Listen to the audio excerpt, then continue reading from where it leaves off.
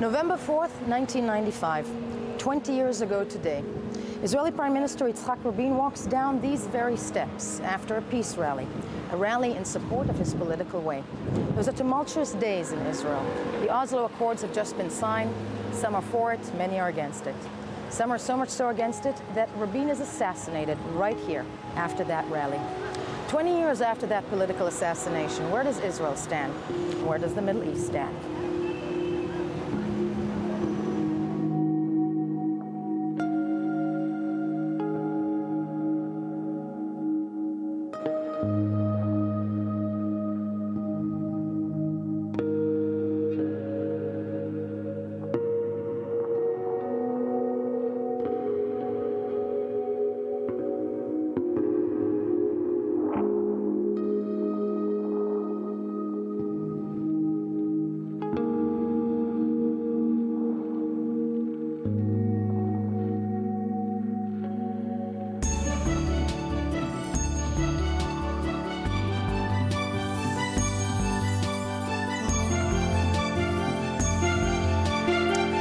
Good morning, I'm Yael Avi, and today is Wednesday, November 4th, 2015. 20 years ago, on this date, Israel's history was altered forever when a Jewish religious extremist shot 3 bullets in Prime Minister Yitzhak Rabin, killing him, and many would argue, the last hope for peace between Israelis and Palestinians. Now, throughout this day, I-24 News will be bringing you special editions marking this anniversary with special guests, in-depth interviews, and live broadcasts. We begin now with a report recapping that murder, that fateful murder, and the events leading up to it 20 years ago. The security services had been warned. Death threats had been made against the Prime Minister. A few days before, a man had even tried to attack Yitzhak Rabin before being stopped by his bodyguards. But on that day, as he faced tens of thousands of Israelis, no one could have imagined such a tragic ending. At around 8 p.m., Rabin's voice still echoes on the square that will soon bear his name. At the same time, his murderer was getting off a bus that he had boarded in North Tel Aviv. At the end of the rally, after the farewell greetings, Rabin walks toward the staircase where below the man who came to murder him is already waiting. Rabin is quite relaxed. The protest was a success. Yigal Amir is also relaxed. He talks to the policeman and shows no sign of anxiousness. For the Israeli people, this is a story of a double trauma, one that struck them only 2 hours apart. First, the shots fired. 3 bullets in the back. No one knows yet how serious the Prime Minister's wounds are. A few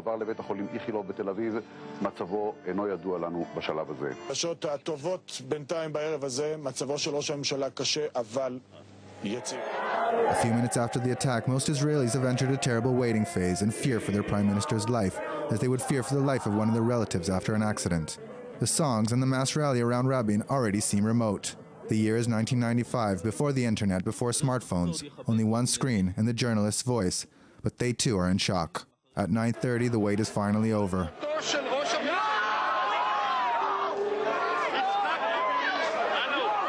Israelis replay the evening in their minds, scene after scene, minute after minute.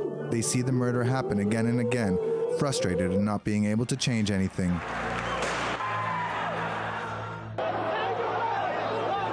This image of a secular man and a religious man together, united in their sorrow, won't be enough to prevent the mistrust and scorn to spread between the communities, feeling that the murders only amplified. In the very heart of Tel Aviv, the protesters have already renamed the Kings of Israel Square after one of their successors, Yitzhak Rabin.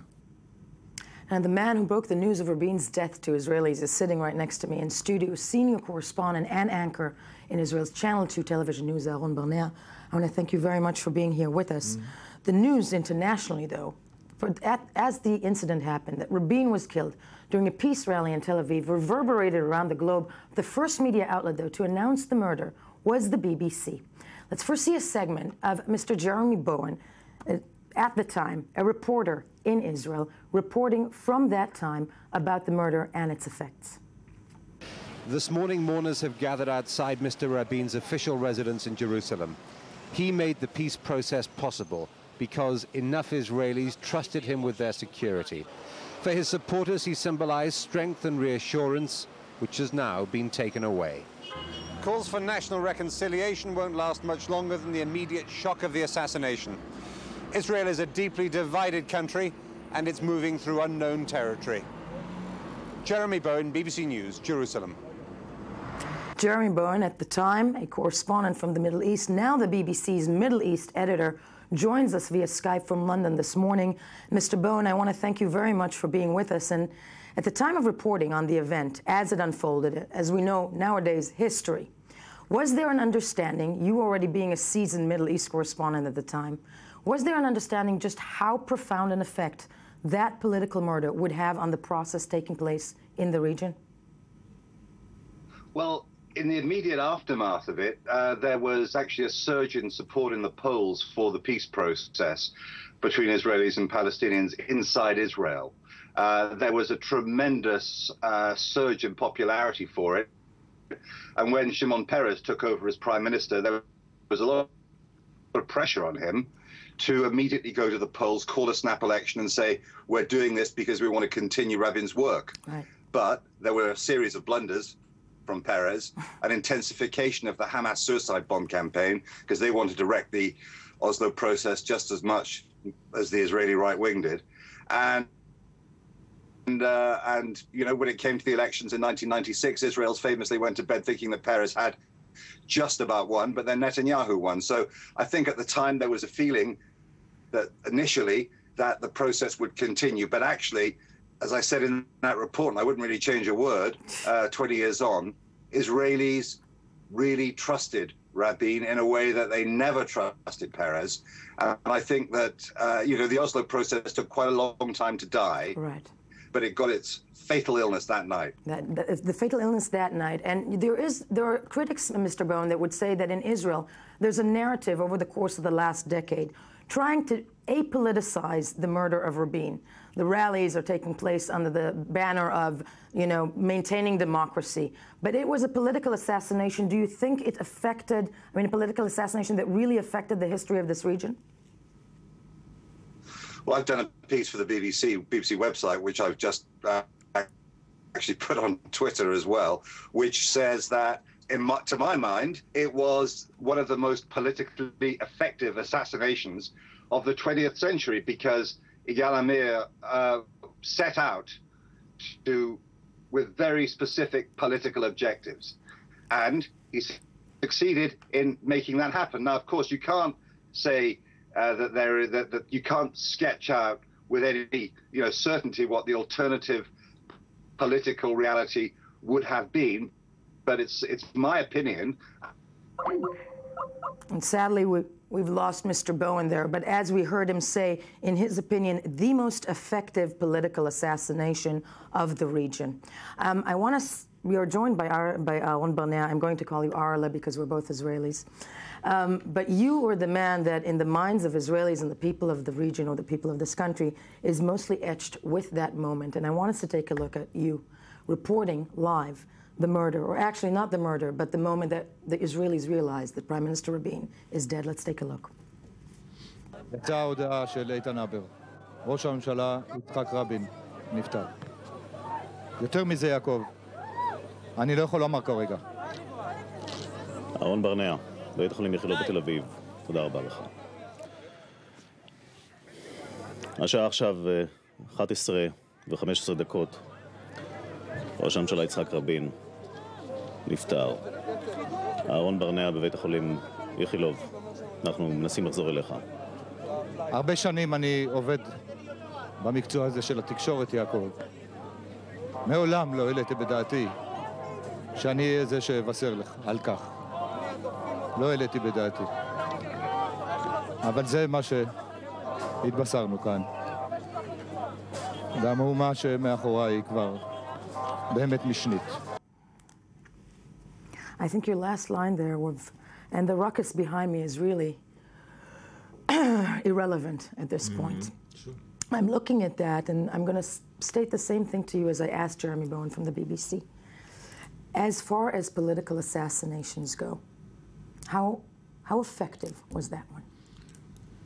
In my opinion, who was a student of modern Middle East history for many years, I think that, in my mind at least, there is no doubt that Rabin's assassination 20 years ago is a major turning point in the modern, what you may call, want to call, the modern history of the Middle East. And I'll tell you exactly why. I was very close at the time to President Mubarak of Egypt, and I had met him many, many times before and after the assassination of Prime Minister Rabin. And every time I had met him after the assassination, he made a point in telling me again and again and again, and I trusted his knowledge and his understanding of the geopolitical situation in the Middle East.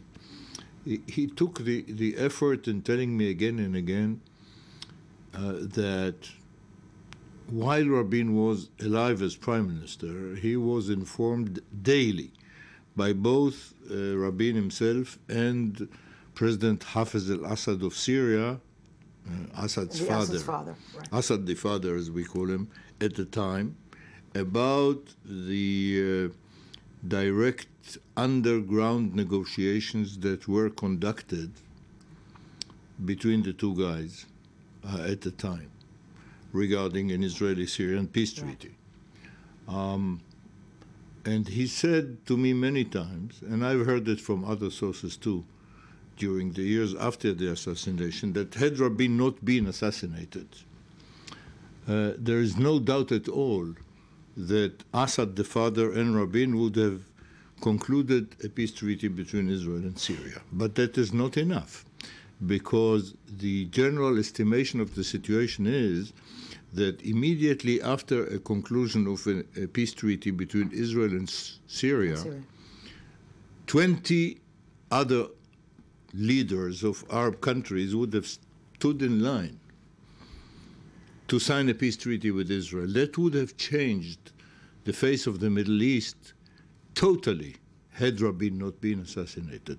There would have been no Arab Spring, there would have been no Daesh and no ISIS and all these scenes that are changing the face of the Middle East in the last 3-4 years.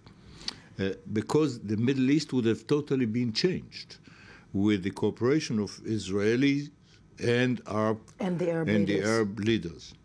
And the Rabin assassination was meant to kill this process.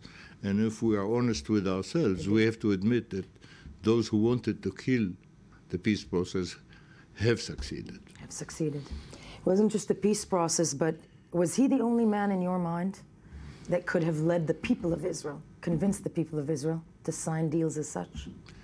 I think so, yes, because, he had promised that if he is about to sign a peace agreement with Syria, the Israeli withdrawal from the Golan Heights and returning it to Syrian sovereignty would be a matter of national referendum.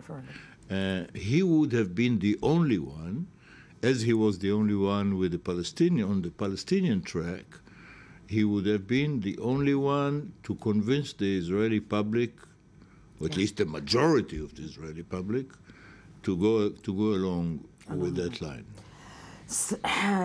Strong words, but ones that we hear from many, many analysts of the Middle East, many also as profound and seasoned as you. And speaking of the Rabin legacy, let's go live first now to Rabin Square, the site of the murder, where our diplomatic correspondent Tal Shalev is standing by at the square. This Saturday, the official rally marking 20 years took place there. But Tal, where you're standing right now, also still a lot of commemoration going on this fateful date. Well, definitely, you can see that there's an exhibition here that will be running in the upcoming weeks of Rabin's historical photos. But you mentioned the rally on Saturday, and basically that tells the story of what has happened to the Israeli political system in many ways in the past 20 years. Here on Saturday, this annual rally was extremely sensitive and extremely loaded, and there was a huge political debacle, even scandal, I would say, regarding who would be speaking at this rally and what would be the content of their speeches. And just to sum it up in a headline, former President Shimon Peres, Rabin's partner for the Oslo Accords, was not allowed to address, was not invited to address the crowds. And there was a very strong right-wing critic over the speeches that were given at this rally by former U.S. President Bill Clinton and by Rabin's own grandson, Jonathan Ben-Arti, who mentioned the peace process. There was also critic toward President Obama, who sent a video message talking about peace. The word peace was not accepted, was not wanted here in the annual official rally to commemorate Rabin. And this tells us not only about how sensitive and how loaded Rabin's assassination still is in the Israeli political society, it also tells us about, shows us how the basic division between the right-wing and left-wing camp hasn't healed since then. And it also shows us that something, one of the phenomena and one of the trends that has happened to the Israeli society in these past 20 years is a gradual drift to the right-wing side of the political spectrum. Most Israelis do not want to talk about speech and do not, even though in polls show that they do support the two-state solution, there is a growing drift to the right that does not believe that this conflict can be solved, but rather managed. Rather managed. We'll be back with Tal Shalev shortly in that square throughout this broadcast. Arle Barnea, I'm asking you this attempt to apoliticize the memory. Why do you think it happened? Is there an attempt to do that? There is a kind of attempt to do, because, for example, this last rally, last Saturday night, there has a decision been taken not to have politicians given the chance to speak there at all. I think it's wrong. Right. I think that until this very day, we in Israel here have not learned anything in 20 years from Rabin's assassination. There are lessons that we have been in great need to learn, but we did not. One of them is exactly this. I mean, what's the big deal of being afraid to talk politics? That Rabin's message was not only against violence, which is, I don't have to tell you, in these days is getting worse and worse, and pro-democracy, but also for peace. For peace. And peace means peace. Not a dirty as we word. used to say for many years, a piece of peace for a piece of land. Amen. That's what he meant. What he meant, and you're not alone in thinking that there was another man who did not like the rally, but actually thought that the message was not clear enough, that you cannot apoliticize the murder, and that is Yuval Rabin, Rabin's son. Rabin's son, who we had a chance to sit and speak with right after that rally. Let's have a look at what Rabin's son has to say. Mr. Rabin, I want to thank you for sitting with us this morning, and we are sitting a day after a mass rally to mark 20 years to the assassination of your father, former Prime Minister Yitzhak Rabin. This morning, you said on Israeli radio that you feel that there was a missed opportunity in that rally. How so? I think we were, at least I would have very much liked to see a rally that gathered significantly more people who are seriously concerned about the situation here, about the lack of vision, the lack of leadership, the lack of any path that offers even the slightest, remotest opportunity to change. Do you think that your father's assassination can be apoliticized? I think it's a futile attempt to try and present it in any other light. It was the mother of all political assassinations, and it was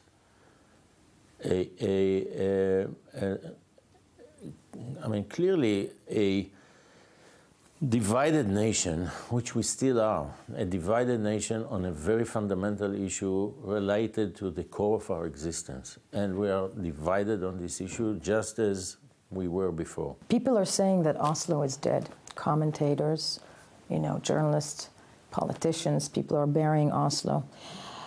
Do you think that that process was as faulted as its detractors claimed it was? And that's why it didn't survive? There are no simple yes/no answers, of course. First of all, we have to realize that the Oslo process is based on the Camp David. I think the scene has changed in a very dramatic way with the introduction of the Arab Peace Initiative in 2002. It started out as the Saudi Peace Initiative.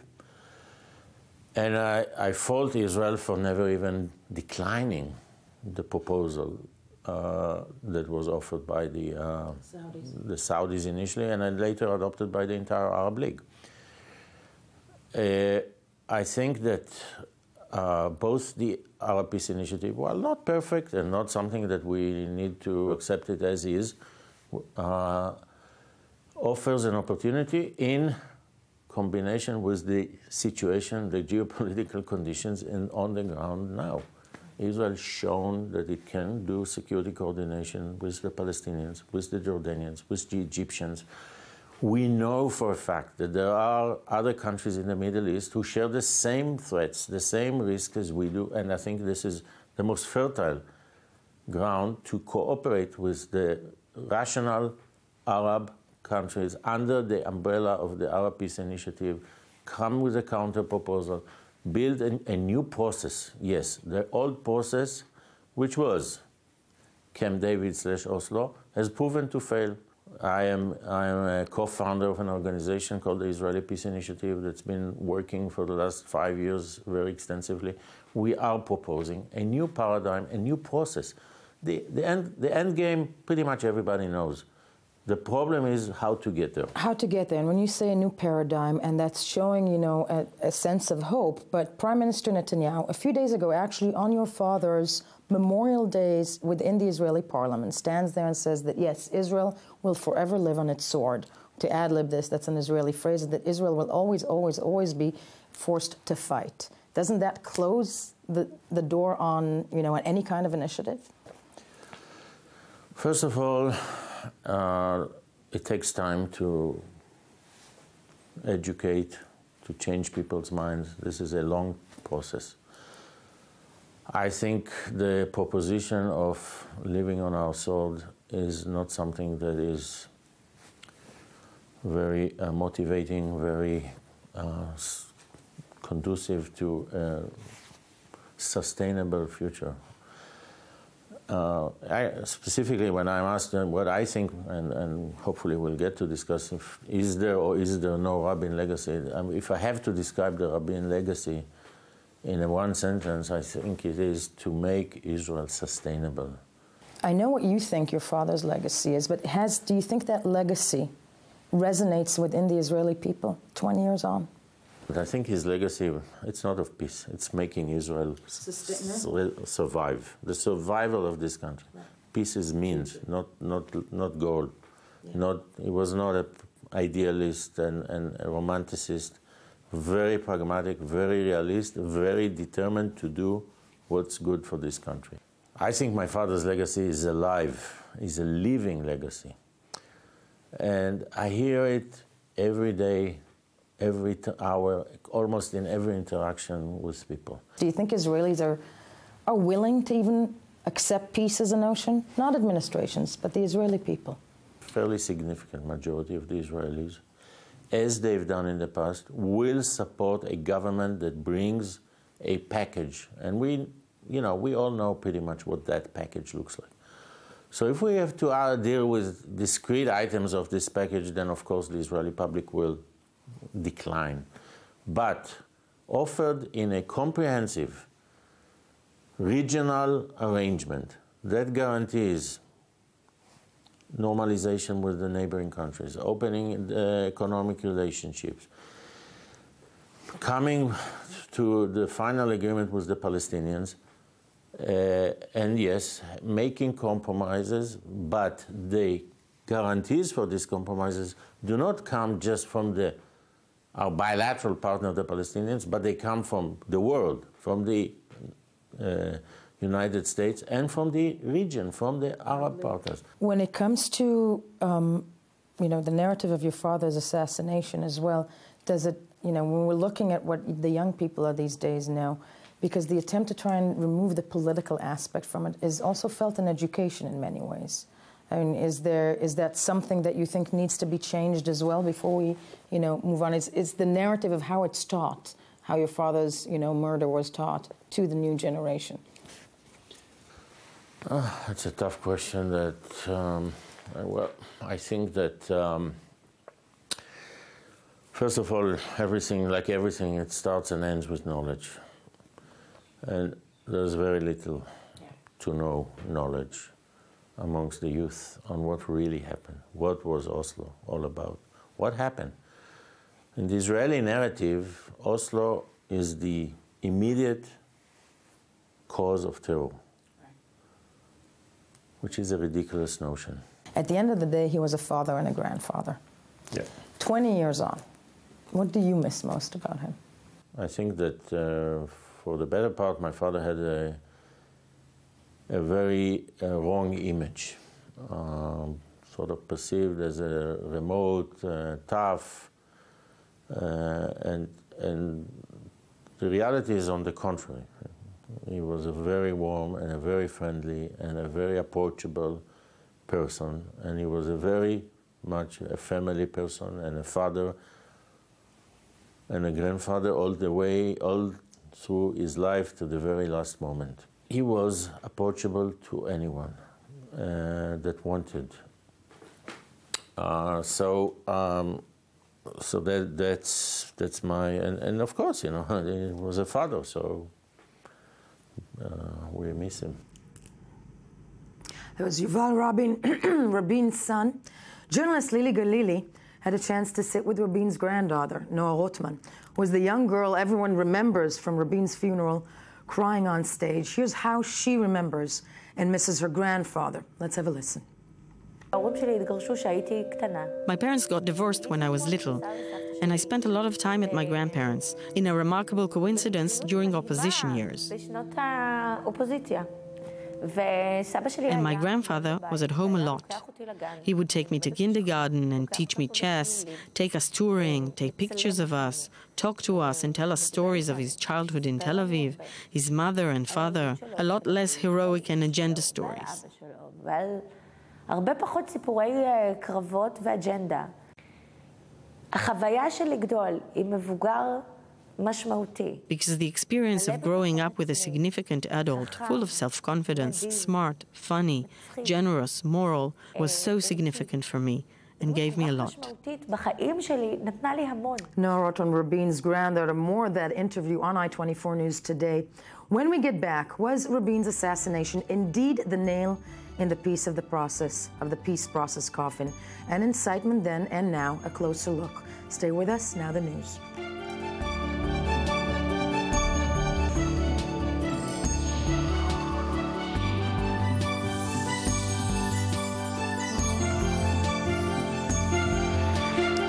Welcome back. It is still Wednesday, November 4th, 2015. This is still a morning edition, a special morning edition on I-24 News to commemorate the late Israeli Prime Minister Yitzhak Rabin, who was assassinated 20 years ago today. Now, the bullets fired by Yigal Amir on the night of the murder were targeting a prime minister, but they were also targeting the ideas he represented. While for some, Rabin's willingness to sit down with PLO chairman Yasser Arafat and try to wrench out an agreement that would produce peace between Israel and the Palestinians was the fruition of a dream, for many others, Rabin was a traitor to Israel and the Jewish people surrendering land to terrorists. The embodiment of Rabin's desire for a solution to the decades-long conflict was the signing of the Oslo Accords in 1993, a set of agreements meant to lead down the path to a permanent peace. Let's first take a look at the next report by Mandy Kogosowski and Tal Shalev, who sat down with the Oslo Accords architects to hear what they have to say 20 years after the assassination. For the Israeli peace camp, the 3 bullets that ended Yitzhak Rabin's life did not only murder the Israeli prime minister, they killed the peace process as well. Rabin was known as the #1 soldier who spent most of his life fighting the Arabs. But towards the end of his life, he became a soldier of peace, signing the historic Oslo Accords, marking the first time Israelis and Palestinians acknowledged each other's right to exist. Oslo wasn't Rabin's idea, it was the brainchild of his political foe, then Foreign Minister Shimon Peres, and more precisely, Peres' advisors, primarily a group of Israeli academics and lawyers who initiated informal contacts with the PLO. Today, they are known as the Oslo Architects. Mid-May '93, the then Foreign Minister Shimon Peres called me to his home and told me that Prime Minister Rabin and he had made a decision to send a formal official for a talk with the PLO about a document of principles that would lead to a peace process. We found out that we had a partner on the other side. Until then, we had never met these people, Abu Ala and others. Since the first meeting with them, it was quite obvious, although I was not directly meeting with them, that there were people on the PLO side who wanted very much to have an agreement as soon as possible. Rabin reached his second term as prime minister hungry for action after promising a peace agreement within 9 months. Although he was dragged into the Oslo process, he decided to give it a go. More than a process, more than a lot of points along the road, Oslo is a decision.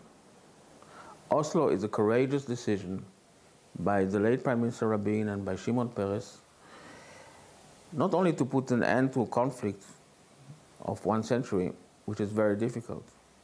It's a decision to have a 2-state solution.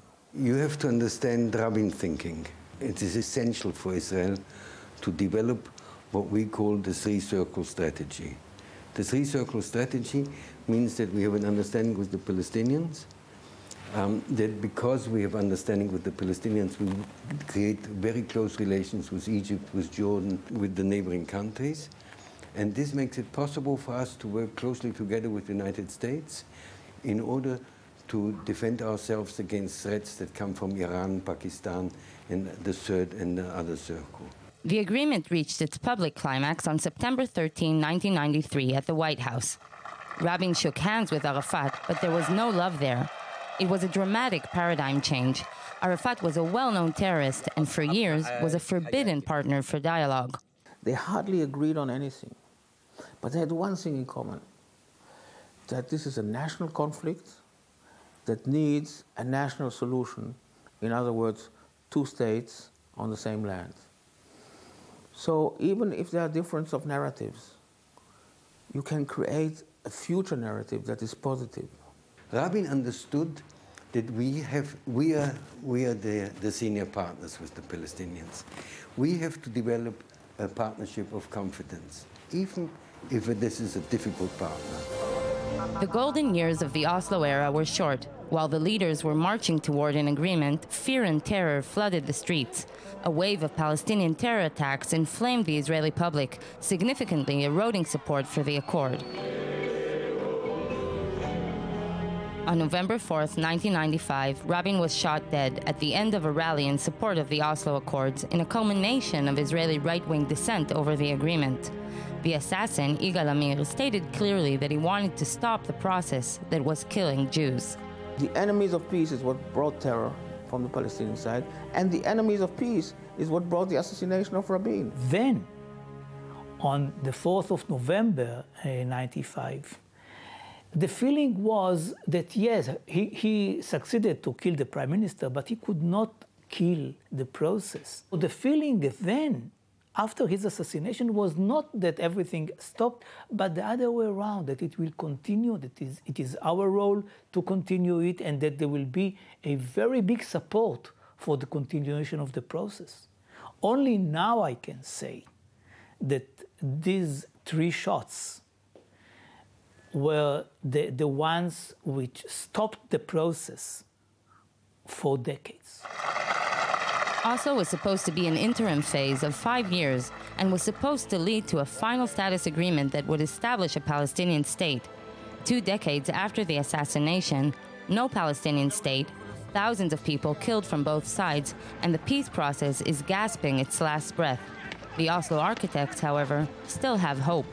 At the end of the day, if Israel wants to exist as Jewish and democratic, it will need a border. 2-state solution is a vested, essential, vital interest of Israel to maintain itself as the Jewish and democratic state that we shall be and that we are. Look, to make peace, is very difficult. It has been difficult in South Africa, in Ireland, in former Yugoslavia. But it succeeds over decades. This too will succeed. It will take a lot of time and a lot of suffering and a lot of mistakes. But we will get back to the way of Oslo because we have no choice but to divide the land. Let's go straight live to Kikar Rabin Square, where I-24 News diplomatic correspondent Tal Shalev, who did this fabulous report with Mandy Kargosowski, is standing by. And with her is co-chief at the Camp David Summit and senior fellow at the INSS, Gilad Sher. Well, yes, Yael, we were speaking of hope for peace. Well, not against. There is a strong notion that Rabin's assassination killed the peace process, but actually the peace process continued. It was stalled under Rabin's predecessor, Benjamin Netanyahu, but when Ehud Barak came into power in 1999, negotiations with the Palestinians were renewed in full power. And as you said, we're joined by Gilad Sher, who was the chief negotiator at Camp David. Gilad, at the end of the negotiations at Camp David, when they collapsed, the Israeli Prime Minister Ehud Barak came back to Israel and he said there is no partner at this point for a peace agreement. So, in your opinion, what was the case? Why don't we have a process today? Was it Rabin's assassination, or was it the fact that in fact there was no Palestinian partner? Well, there's a myriad reasons for that, but I believe that Rabin's assassination was a major derailment of the process, which we resumed, as you rightly pointed out, when Barak was elected to power. When we came back from Camp David, indeed, Barak said there's no partner for the entire end of conflict core issue resolution at this point in time. And the fact of the matter is that we continued to negotiate. We had about 40 daily sessions between Camp David and the outbreak of the Intifada. And then, a couple of months later, we had the Clinton parameters, which, up until those very days, is a very valid plan for ending the conflict. But that sentence that Barak said that day, that there's no Palestinian partner, basically, in the peace camp, many believe that was disastrous for the peace camp. That had a disastrous effect on the Israeli will for peace, on the Israeli belief or trust in even reaching an agreement with the Palestinians. In hindsight, you're right. I agree. However, we continued to negotiate, and the negotiation again resumed in the Annapolis process 8 years later, during Olmert's premiership. I believe that there's no other way for Israel's national security and for Israel's character and identity as the national homeland of the Jewish people, a democratic one, a liberal one, based on universal values. There's no other way but to separate from the Palestinians into a two-state, for two people, reality, with a border that is delineated between those two national homes of respectively the Palestinian people and the Israeli people. Can it happen with the current leaderships in the Israeli and Palestinian society? Well, I believe there's hope for that to happen. I can't assess at this point in time that this is very probable in the upcoming foreseeable future. Gilad Sher, thank you very much for joining us. Yael, so we see definitely that the Rabin assassination has a disastrous effect basically on the will, but there were also other historical events that changed the course of history and had an impact on where we are standing today. Back to you, to the studio. Indeed so, Tal Shalev. In the square, Rabin's murder had an immediate impact not just in Israel, also on the Palestinians. We cannot report the story or the assassination without the other side. Yasser Arafat himself, though absent from Rabin's funeral, made an unprecedented late-night visit at that night to Tel Aviv to pay his condolences to his widow, quoted as telling her that we lost a great man who made the peace of the brave with us. Let's go live to Ramallah, where we're joined by I-24 News correspondent Mohammed Al-Qasim. He's standing by with General Secretary of the Palestinian National Initiative and former Palestinian Minister of Information Mustafa Barghouti. Good morning, Mohammed. Olam call again. And I think we're going to go straight to Ramallah very, very shortly. Ruthie Sinai, I-24 News senior news editor, with me in studio. As I said, the overlining question, I think, that we're asking every single person today, this notion that Yitzhak Rabin was the only man, supposedly, that could sell peace to the Israeli people. Do you think that that is it? I think at the time, certainly, but, having been a military man and one of the founders of the country, not being suspected in any way of being a left-leaning, knee-jerk liberal of any sort, and he was very much Mr. Security, was publicly on record as being very negative about the Palestinians. At one point, he talked about them being, what did he call them, cockroaches running around, like drugged cockroaches or something like that. Yes, I think at the time that was very true. At the time, that was the notion. That was very true. And supposedly also on the other side, but we're going to hear that from Mohammed Al-Qassem standing by in Ramallah with us. Let's go live to Ramallah in the West Bank. Good morning. We are in Ramallah this morning. As you said, we are with Dr. Mustafa Barghouti. Good morning, doctor. He's with the General Secretary of the Palestinian Initiative. Dr. Barghouti, 20 years have gone by since the assassination of Prime Minister Yitzhak Rabin. What do and how do Palestinians see him now? I think Palestinians have mixed feelings about Yitzhak Rabin. From one side, they remember him as the general who conducted the 67 war and occupied the remaining part of the Palestinian territories. Also, they remember him as the defense minister who ordered the breaking of the bones of Palestinian youngsters when they were demonstrating against occupation in 87, 88, 89. But also they remember him as a leader in Israel who understood that he could not keep up the occupation as it is, and he had to make a compromise, and thus he was the one who had the courage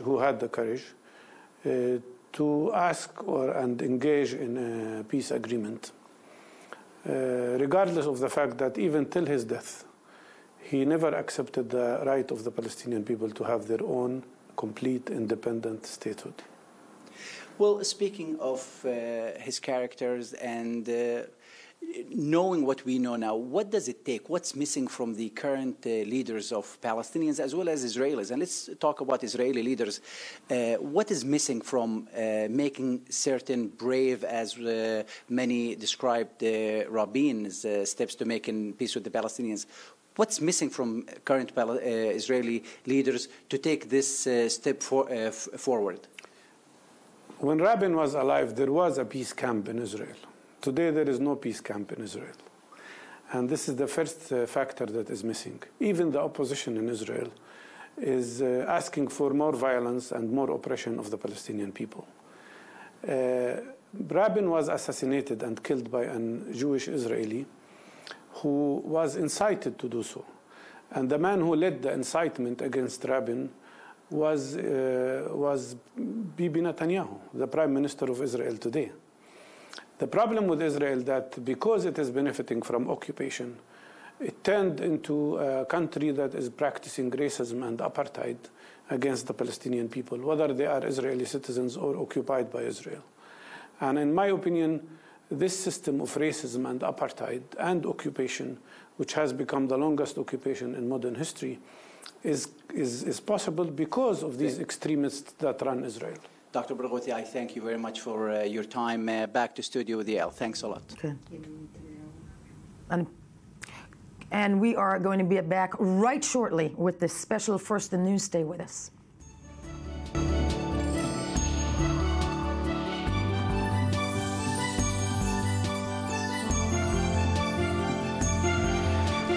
Welcome back. It is still Wednesday, November 4th, 2015. This is still the morning edition on I-24 News and a special edition to commemorate the late Israeli Prime Minister Yitzhak Rabin that was assassinated 20 years ago today. Now, the night of the murder introduced the world to Yigal Amir, the man who shot the 3 bullets that ended Rabin's life. Amir, then a 25-year-old man, grew up in a climate of rampant incitement against the pursuit of peace and the people who were its vanguard, unfortunately. Incitement of the type that drove Amir to kill is still around today, many will claim. Let's first take a look at Gabi Weiniger's report about incitement 20 years ago and now on all sides of the political spectrum and take it from there. It was an ugly mood on the streets in the months leading up to the assassination of Israeli Prime Minister Yitzhak Rabin. The National Library in Jerusalem houses a sample of the incitement campaigns, captured in posters, pamphlets and stickers from the time. הרוחות היו מאוד מאוד מאוד סוערות, וככה גם חומרי ההסברה שהסתובבו ברחוב היו מאוד חריפים וקיצוניים. הכרזות שבעיניים הקיצוניות ביותר הן ממש מאשימות את רבין ברצח. אחד הפריטים הכי קיצוניים הוא של רבין שהוא רוחץ את הידיים שלו מדם. Rabin was demonized, shown dressed in an SS uniform, called a murderer and a traitor, his hands dripping in blood. Political leaders stayed silent or even watched on as a black coffin labelled Rabin was carried through the crowds. האווירה של האשמה האשימו את כל הליכוד ואת כל מחנה הימין ואת נתניהו ואת כל המתנחלים. 20 years later, and the discourse against peace remains the same. From online uploads of now Prime Minister Benjamin Netanyahu dressed as a Nazi to hate-filled public demonstrations.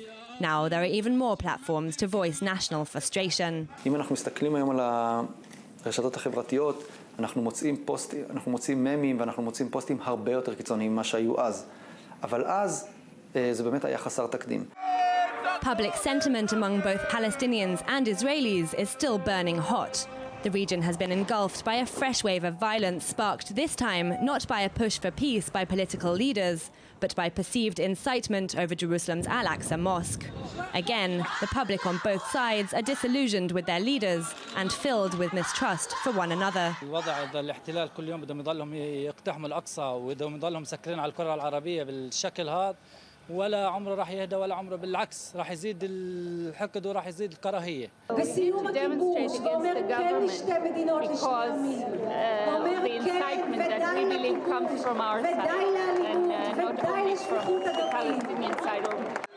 Those handing out pamphlets or demonstrating on the streets against a two-state solution back in 1995 did not necessarily seek a murder. But when incitement is sparked, no one can predict where it will end. Online with a meme, or on the streets with a knife or a trigger. We're joined in studio by settlement movement activist Daniela Weiss. Good morning to you. Also with us is Professor Hani Zubaydah of Political Science at the Israel Valley College. Good morning to you as well. Also very, very happy to be joined in studio by former MP from Meretz, Nitzan Horowitz. Good morning to you. And in addition, it's a very, very large table. Yair Sheleg, a senior researcher at the Israel Democracy Institute. And Mr. Sheleg, I'm trying to turn to you to begin with. We're looking at Israel 20 years on. I want to move us to today, okay? 20 years on, because you measure democracy, whatnot. Incitement, I think it is no secret, is something that also exists today on all the spectrum. Has the Israeli democracy, as we know, eroded over the course of the last 20 years, vis-a-vis incitement? I think there was 10 years of very careful between the Rabin's assassination and the disengagement program, and many people, especially by the right-wing spectrum, by the right-wing camp, were very careful because of Rabin's assassination towards Y agreement, towards evacuation of part of Hebron, and even towards the disengagement program. We can't understand the relatively restraint of the settlers and their supporters over the disengagement without remembering Rabin's assassination. After the disengagement, I think something has been changed. People from the right-wing camp understood that or felt that the account was balanced, and I think that we see today the level of incitement, especially by the social media, that is again very high, and the line between legitimate debate over issues and they're careful not to cross the line between those the legitimate debate and incitement against persons has been changed again, and we see it over the quotations against the declarations against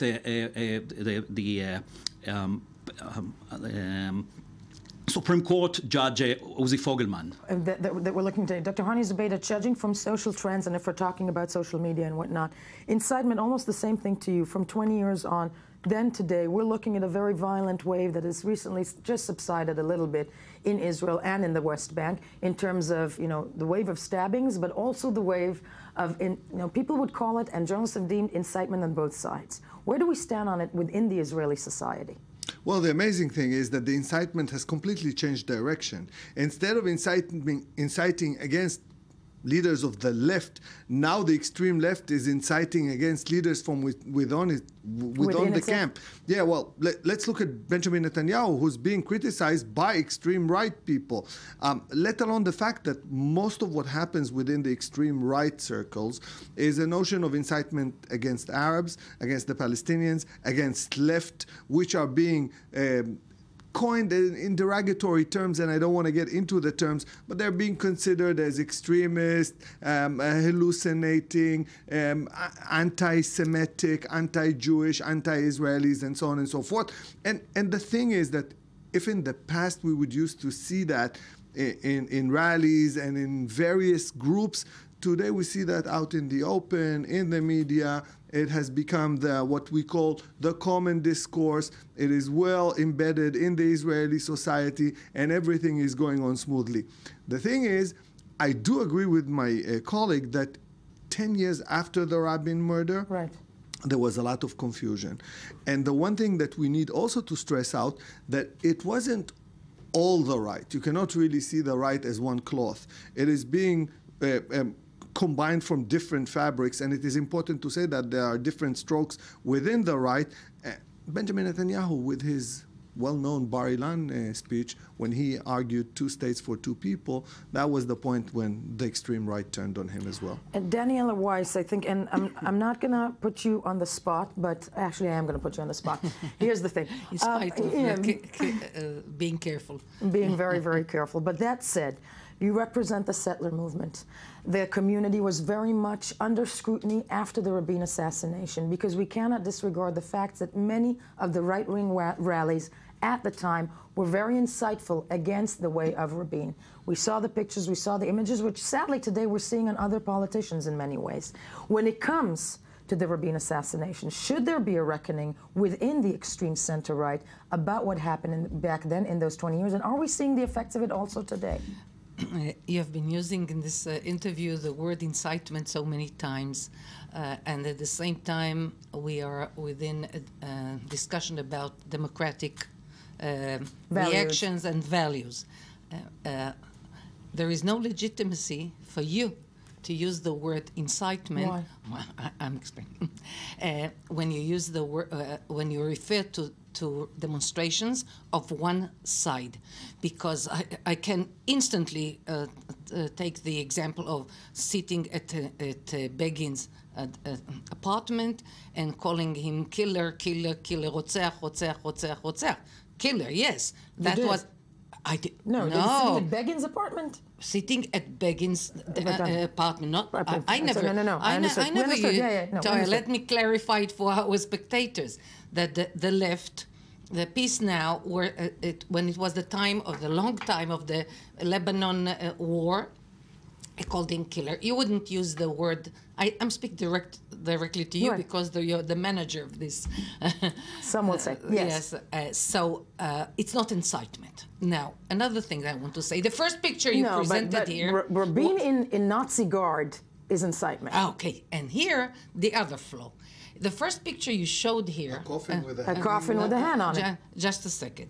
The whole thing of the Nazi thing was, you know very well, it was Avishai Raviv who was put into the circles of legitimate. I'm reminding spectators that Avishai Raviv was a Shin Bet, was a General Security Services operative that many in the settler community claimed that he was. No, it's not. Iton Haaretz, the Haaretz, which is a leftist media, they publicized a very detailed article about the role of Raviv. Now, when you use the word incitement and show first thing the Nazi picture, so it's not a discussion between, but it's your responsibility to continue the illegitimate blame on the right as being an illegitimate demonstration. What about the other pictures? There are pictures, the coffins. So, but why was it presented as first? You understand it, to brainwash. Okay, I understand. I know that I make the thing nervous, but you invited me here because not to say what you expect me to say, but to say what is in my mind. But there's a whole archive that the guy presented there. So with why did they show pictures. the Nazi thing first? Because this, I have a question, this retains you want to tell me that all the Nazi pictures were booked by as the manager of this discussion. Okay, as agreed upon. Yes. I have a question exactly. I have a question also for Nitzan Horowitz of the Meretz party. Leftist has become, so it seems, a dirty word in Israel. Feels that way. I'm putting aside now reckoning whatnot, incitement within, and I'm going to use that word also within the public of Israel. Does that exist in your mind? Absolutely. I see this every day. 20 years after the murder of Rabin, we didn't learn anything. If I look nowadays at the social media, it didn't exist 20 years ago, but now Facebook, Twitter, now it's the common vehicle for expression. Then incitement, and not just incitement, threats, death threats. I'm not speaking theoretically. Let's speak about myself. I was a Knesset member for many years. I received death threats. They write that they will burn my mother, and they will burn my father, and they will burn my sister, and every day, and they will rape us all, on a daily basis. Thousands. I'm talking about thousands of comments in that manner. I had to take security because of the Shabak recommendation that I'm under threats. Me and myself, a very unimportant Knesset member. So this is part of a huge wave that we're facing now in the Israeli society of using illegitimate incitement. And I'm not against free debate. I'm all for free press and free debate and free discussion. Very good. And I'm supporting this. But the level of threats, of death threats, of murder threats, this is unacceptable. And the fact is that these threats are coming out of a public atmosphere created by senior people, including government ministers, when they speak about left-wing organizations, when they speak about the gay community. Supported by foreign governments. But not just... very legitimate criticism. But why do you need foreign government to influence because our you government? get much more foreign money than what I ever get in my entire life. But you get it from private sources. But if the European Union is supporting an organization, then you're against it. Because this is political. But and your money is not political. Everything is political. And your money is not political. You get 10 times more the money the entire human rights community is getting. It gives us a lot of course, you're very strong. It's not the reality, but it's good you think so. But the thing is that we need, as a nation, to combat this incitement, because as we saw with the Rabin murder, and we see it nowadays with other incidents, it's not only words and written threats. And pictures. It's going and it's creating violence in the street. It's creating bloodshed. It's creating danger for everybody. And if Mrs. Weiss thinks that she is out of the game, it's just my problem. I'm very much in the middle of the game. I explained it in a different way than you do. But you should fight it alongside with us. You're not from the UN, or you're not living on the moon. You should be part of this. And instead of, smiling at this phenomena, you have to take part in fighting incitement. In fighting incitement, many Orthodox people are getting hurt. Many religious people are getting hurt. This is not just, we are not the only victims. It's the entire Israeli society, and we should fight it together. I fight very much for democracy. because I believe in it, and it's basically from the Jewish thinking, Acharei Rabim Latot, you always decide by the majority. But we should all draw attention to the fact that what Rabin did, and I'm not afraid to say it, is very much anti-democratic. Before he was assassinated, and I'm against... But he was also elected, Daniela. He was elected prime minister at the time. But it is legitimate to demonstrate against a person who wants to give away parts of our homeland, and against a person who gives 40,000 weapons to our enemies. Hani Zubaydah with the last word with 2 minutes. So here goes. I should 2 say, seconds, yes. It is not just the extreme right that is being spreading this incitement. There are also fractions from the left. I think that as a society, we must conjoin to the middle, and just as Nitzan said, we must somehow lower the flames. We should do that. And we are still all together around this table, and we discussed, and sadly all the time we have, we are all still friends, folks. When we get back, a closer look at the arts, the films, the pictures left from the man that was Yitzhak Rabin. Now the news, stay with us.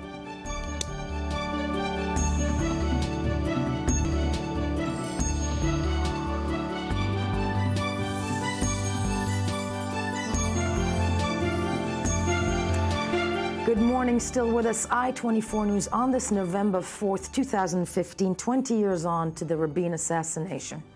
Collective traumas usually have their influence on the cultural surface. They design and shape the way societies and nations write their own narratives. Now, over the past 2 decades, several attempts were made to try and capture who Yitzhak Rabin really was. But today we bring a different angle, two angles actually. A new and previously unseen viewpoint to begin with on Yitzhak Rabin. His own, beginning with his childhood in Tel Aviv in a documentary movie called Rabin in His Own Words.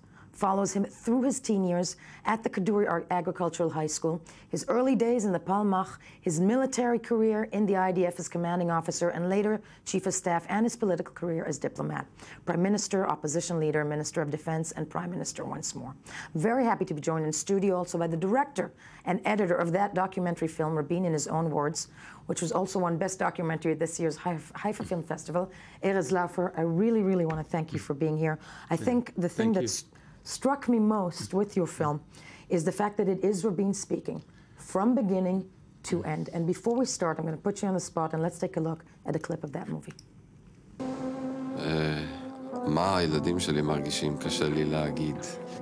אני יודע שברור שאני חסר להם. אבל בכל זאת, העובדה שאימם נמצאת באופן קבוע בבית, היא בכל זאת משנה. ברור שלילדים הורים זה דבר שמורכב משניים ולא מאחד. אני משתדל במיטב יכולתי, לא תמיד בהצלחה, באותן תקופות שאני בבית, להיות פחות טרוד במחשבות שמעסיקות אותי, ויותר להתפנות אליהן, כדי שלפחות להם לא תהיה במידה מסוימת ההרגשה שהייתה לי. Director and editor of this film, Rabin in His Own Words, with us. How did this come about? When I wanted to do the film to mark the 20 years assassination, I felt that there's a lot of noise. I mean, so many people spoke about, and I felt that this time we need to hear Rabin himself.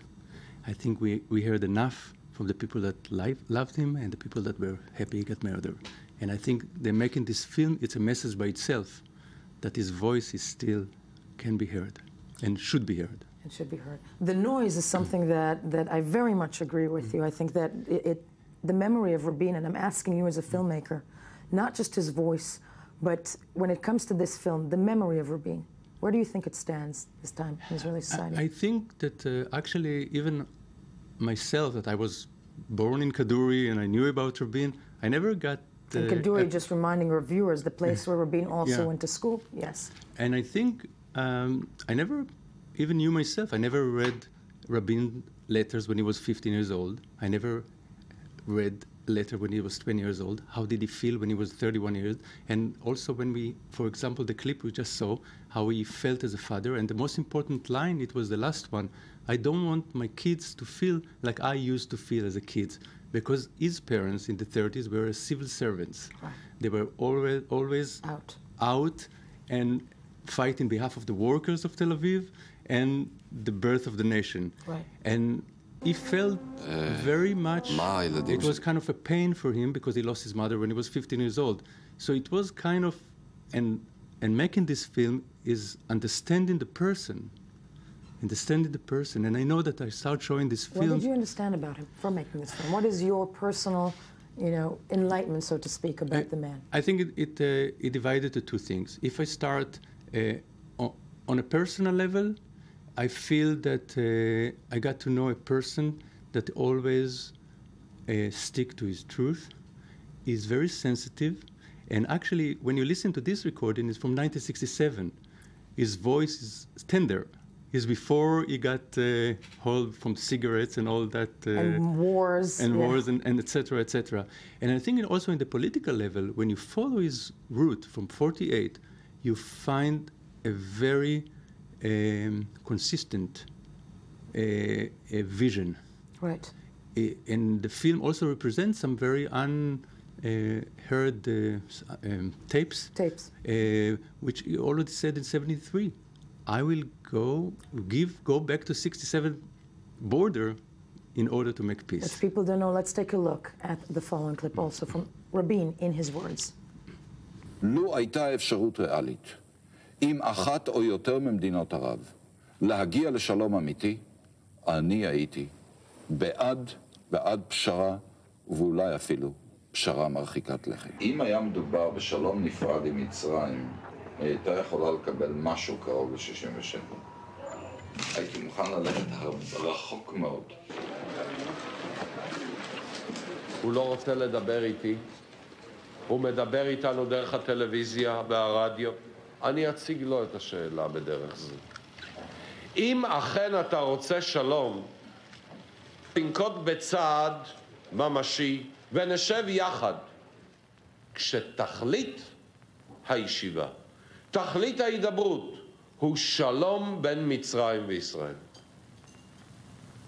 אם אתה, הנשיא סאדאת, מוכן לכך, אני מוכן לכך, בכל מקום ובכל זמן. Words that I don't think we've heard in a very, very, very, very long time.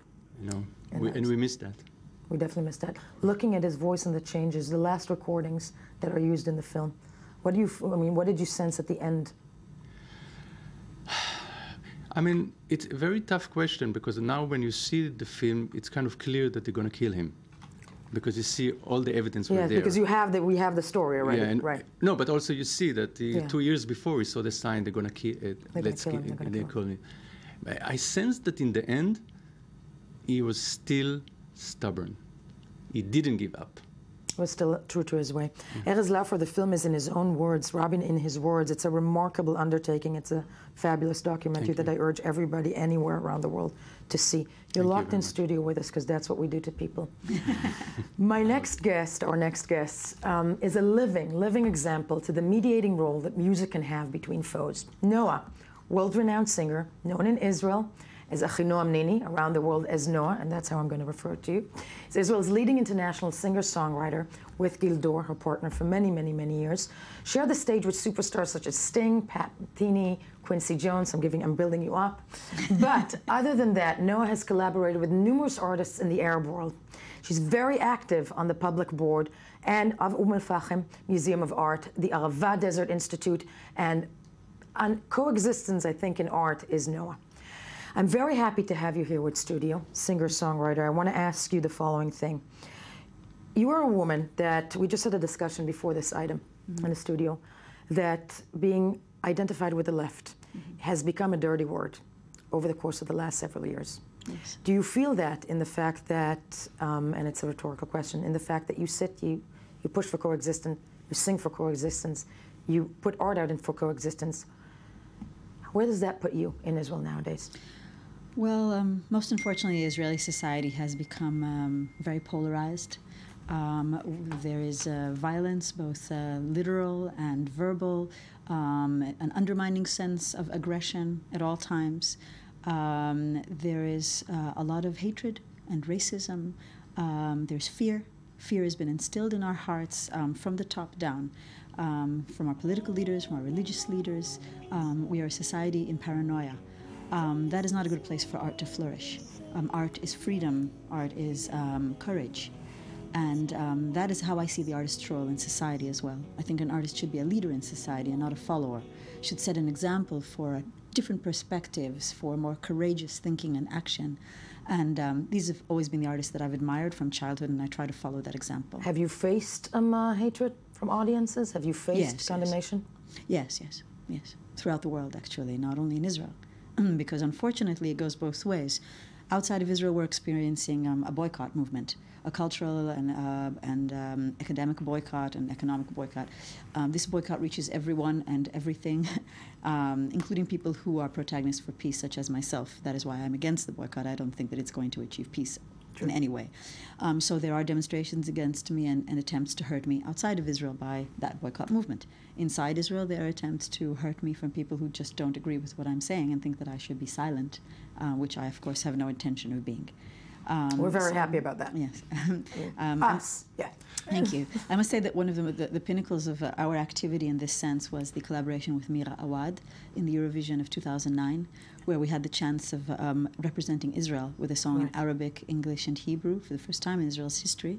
And the song didn't win, but it got very far. It reached millions of people around the world, I think most especially young people in the Arab world, where we were interviewed in Al Jazeera and BBC Iran and in CNN and channels all over the world and New York Times. And that is the power of art. Giving that message, what we received from people is that we were raising their voice. And I guess that's what keeps me strong. I know that there are many people who don't have the opportunity to raise this voice, and I am their voice. I'm their messenger. I want to hear that voice. We all want to hear that voice. This is a song.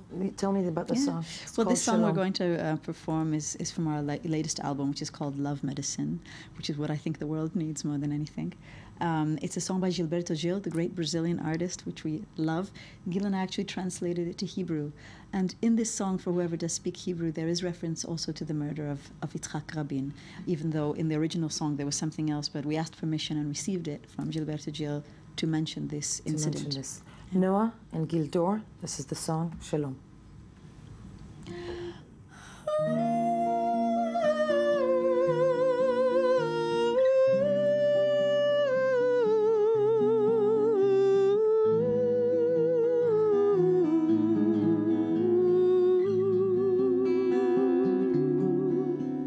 שלום התגנב לחדרי ליבי, התמלאה נשמתי שלום, כמו סופה ממקום אחר, שסוחפת אותי פתאום, ואינני כבולה יותר.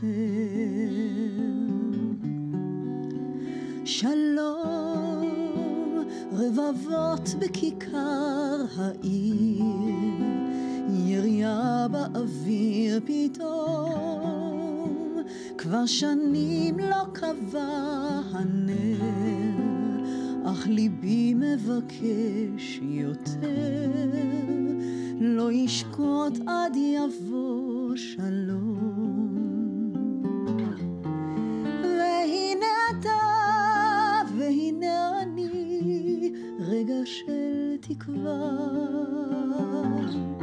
שעון התותחים, ילדים שרים, והנה דמעה. בסוף יישאוני הרחק רגליי, לרציף שבקצה הנוף, ושקיעה תרגש עיניי, כמו גלים הבוכים לחוף, כמו הלב השואל מתי.